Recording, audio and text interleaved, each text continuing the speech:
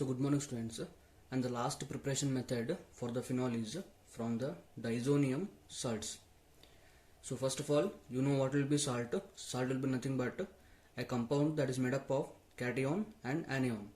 Okay, so here you are having diazonium salts. For example, diazonium salt is this one here, benzene diazonium chloride. First we will see how this will be formed. Later I will explain what it is. So here you are having the starting material. This compound is called as aniline. So on this compound, in this compound, you are having a benzene ring. On the benzene ring, you are having an NH2 group. NH2 group is called as amine group. So whenever amine group is present on the benzene ring directly, that compound is called as aniline.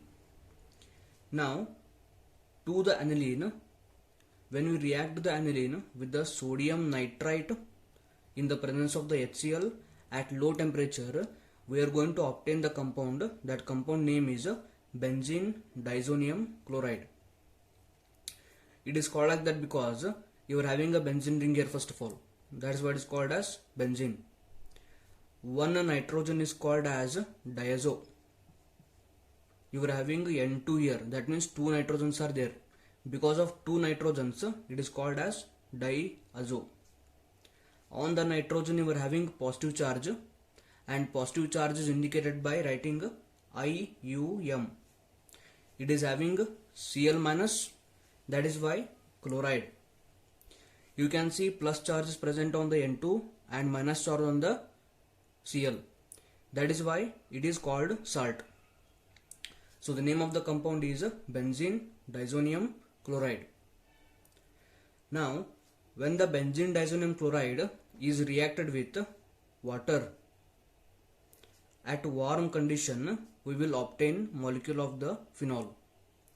Because this benzene diazonium chloride is very unstable compound. This will be present in this form at 0 to 5 degrees Celsius only. If you warm that compound, what is going to happen is the nitrogen molecule will be eliminated as nitrogen gas. And if we heat the molecule in the presence of the water, water is nothing but H plus and OH minus. So if we warm the benzene diazonium chloride in the presence of the water, N2 gas will be eliminated.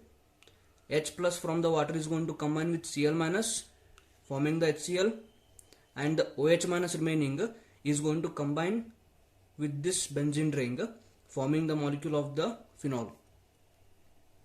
It's very simple. Benzene diazonium chloride is unstable at the high temperature. When you warm it, nitrogen gas will be eliminated. If we heat that with the water molecule, H plus will combine with Cl minus, OH will combine with the benzene ring, forming the phenol. Now, next part, physical properties of the alcohols and the phenols. So, mainly we will be studying about the boiling point and the solubility. Before studying the physical property, we need to know one property here, that is hydrogen bonding. This you have studied in your 11th standard in the states of matter chapter and also in the organic chemistry. So, in the hydrogen bonding you are having two types. One is intermolecular, that is in between the molecule. One is intramolecular, that is within the molecule. Right now we are going to study intermolecular hydrogen bonding.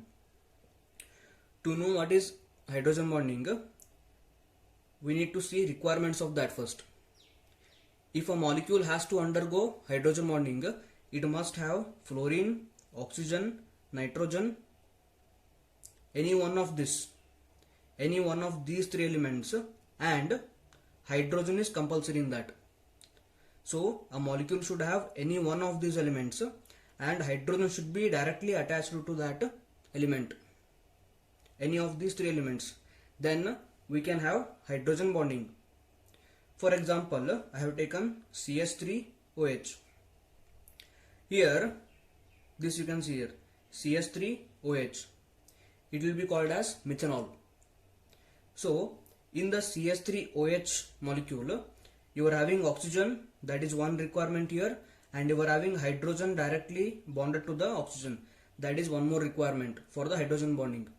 That means this molecule is going to show you hydrogen bonding. Now before going to the hydrogen bonding, let us talk about the electronegativity and the polarity of the molecule. I will say that this molecule is a polar molecule. The molecule is a